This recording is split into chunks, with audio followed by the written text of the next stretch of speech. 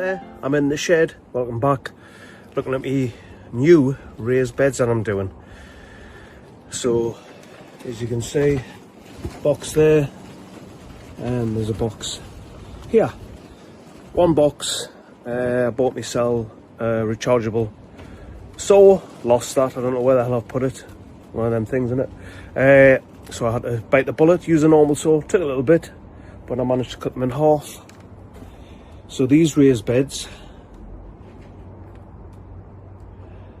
is basically trying to make it economical so it doesn't cost as much money for compost. So I've been collecting loads of rubbish last couple of years, branches, corn that's finished, any old crap that's been put in there.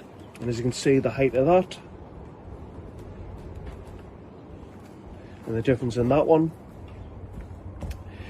is because obviously I've been out in pots that I had collecting rubbish, putting compost in from last year, and then did this, put that in there, and at the same time I've got some potash which I did 2 years ago. It's wet because it was outside.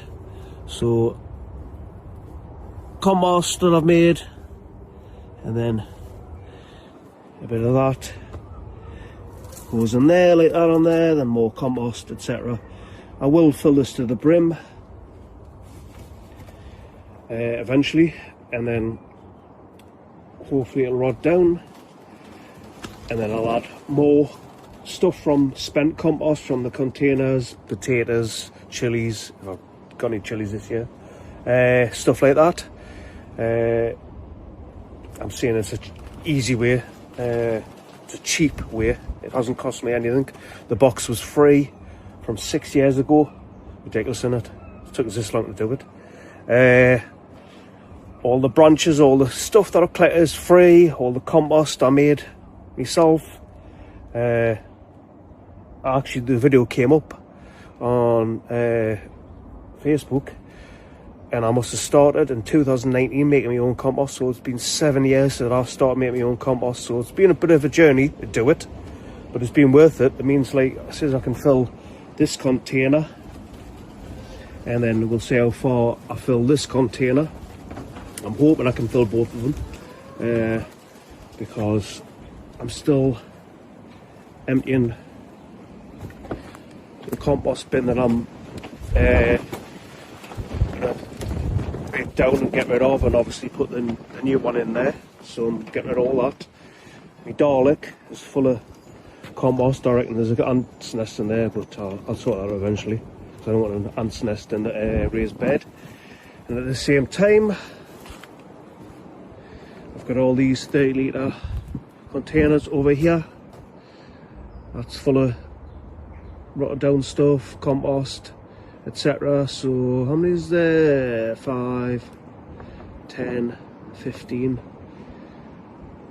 about 750, 780 litres of compost there to go in there. But yeah, like I said, it's a process. It's something I've been wanting to do for a long time, never had time, and I decided this year that I need to bite the bullet and actually do it.